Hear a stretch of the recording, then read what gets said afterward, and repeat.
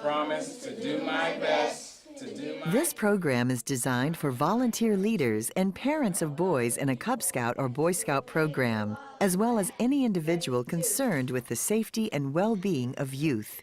Youth protection begins with you.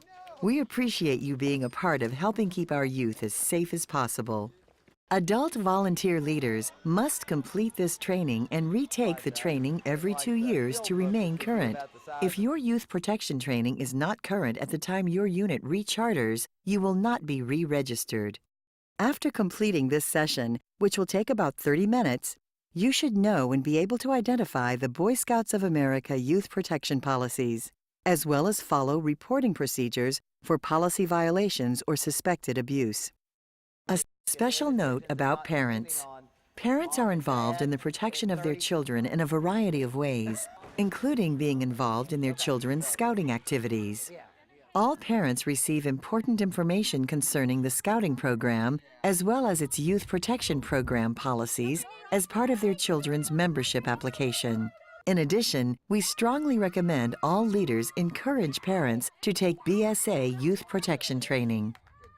This information is provided to help you detect any violations of the BSA's youth protection policies.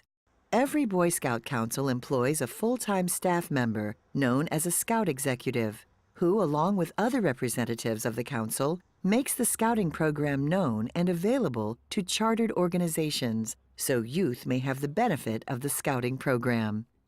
Any violations or concerns should be immediately called to the attention of the chartered organization or the unit committee or the adult in charge of the specific event or activity, and to the Scout Executive or his designee. Parents also need to review and discuss with their child the booklet, How to Protect Your Children from Child Abuse. Well, there's one just like that right through that path. I was wondering if you want to go check it out. Yeah. Sure, why don't you get your backpack? Yeah, I'll show you because it's not very far from... When we go off away from other people, we always need to be two deep leadership, either two adults with one boy. Raccoons over there. You want to come check it out? Yeah, there you go. Put up your knife. Let me show you. It's right through here. So, thing is, if you go right through this trail over here. Remember the guidelines regarding too deep leadership and no one-on-one contact.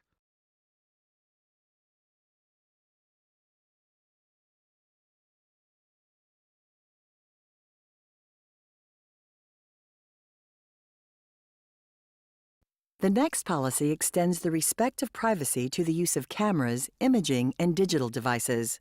No device capable of recording or transmitting images should be used to take photos or video in shower houses, restrooms, or other times when participants can expect privacy. Take action immediately to stop any violation of the digital devices policy and report the violation right away to the designated leader of the activity. Report the violation to your local Scout Executive as soon as possible.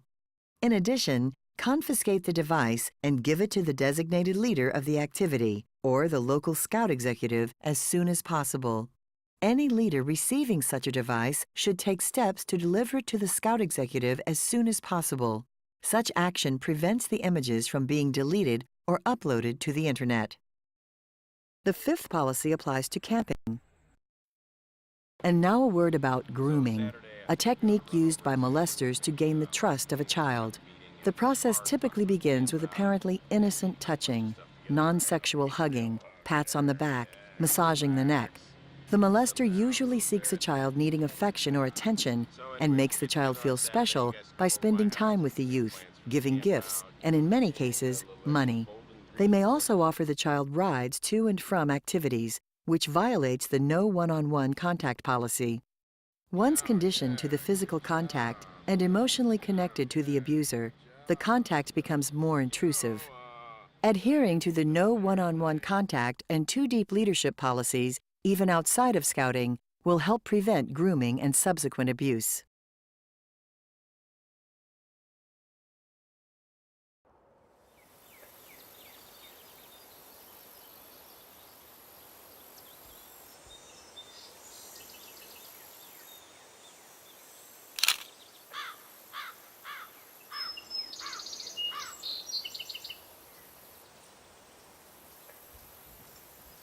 Remember the guidelines about privacy and consider how easy it is to put pictures on the internet.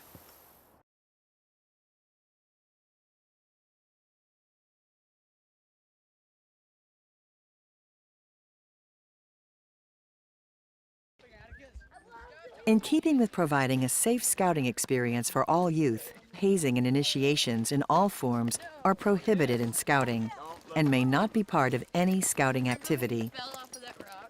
While the BSA encourages youth leaders to be actively involved in helping execute the scouting program, adult leaders must monitor and guide the leadership techniques used by youth leaders to ensure compliance with BSA policies. And under no circumstances should youth leaders administer discipline without adult leader guidance. The principles set forth in the Scout Oath and Scout Law set the standards for behavior regarding the member responsibilities policy.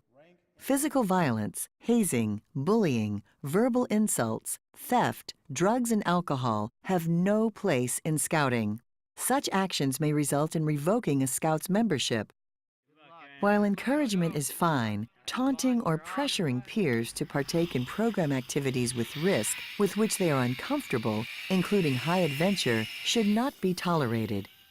In addition, remember that secret organizations are not permitted in scouting. Let's take some time here and specifically discuss bullying. Scout leaders should be on the alert for signs of bullying, since youth often don't report the experience. If you observe frequent absences, nervousness around certain other scouts, or anger and resentment with no apparent cause, that individual may be a victim of bullying. In addition, physical signs such as cuts and bruises or avoiding group restrooms may indicate bullying. Investigate by talking individually, but in full view of others, to a suspected target, and by increasing adult supervision, especially of the suspected bully. When you know bullying occurs, take these steps to rectify the situation. Stop the actions and protect the target from danger. Identify the behavior in a calm tone and tell the bully his actions are unacceptable and will not be tolerated.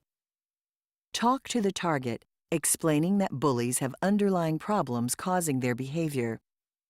Encourage the target to tell his parents.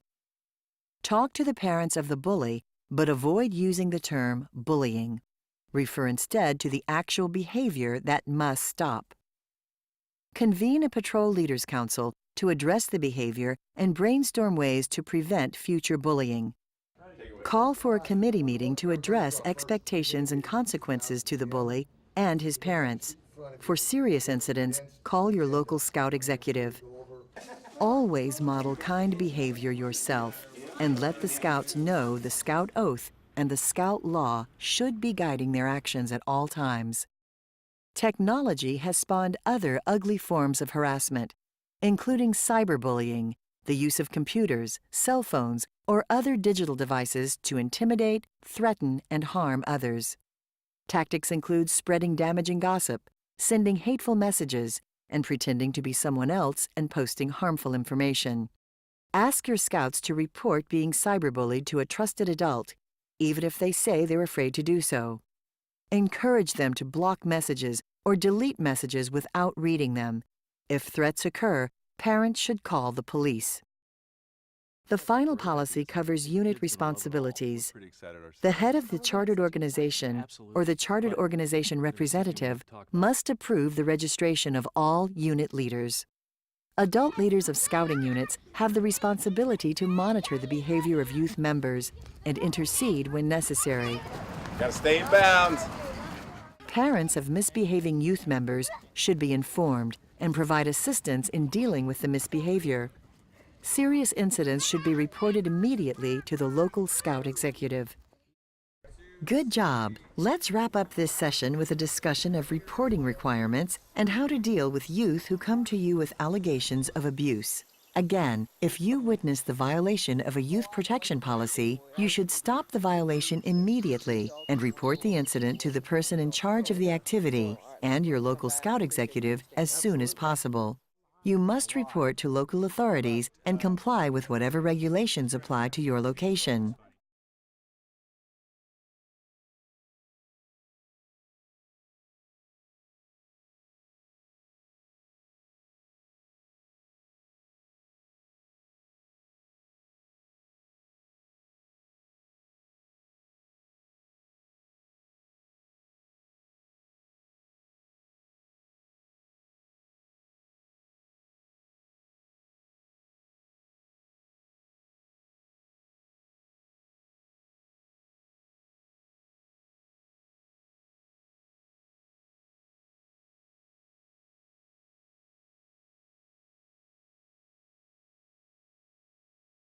If a youth comes to you with allegations of abuse, you must accept their information at face value. Be supportive and encouraging. Document exactly what the child tells you. Child molesters frequently scare their victims into thinking no one will believe the victim. Listen carefully to what the youth tells you, then report the incident to the person in charge of the activity and the local scout executive and other appropriate agencies as required by law. The BSA provides several resources to further aid in protecting our youth. The Guide to Safe Scouting prepares adult leaders to conduct scouting activities in a safe and prudent manner. It Happened to Me offers parents and guardians of Cub Scout-aged youth a forum for engaging in age-appropriate sexual abuse prevention training by viewing and discussing the video. The Cub Scout meeting guide accompanying the video walks you through how to conduct the session. A Time to Tell provides parents and guardians of Boy Scout-aged youth the opportunity to engage in age-appropriate training and discussion with their troops about sexual abuse prevention. The Troop Meeting Guide offers step-by-step guidelines for conducting the session.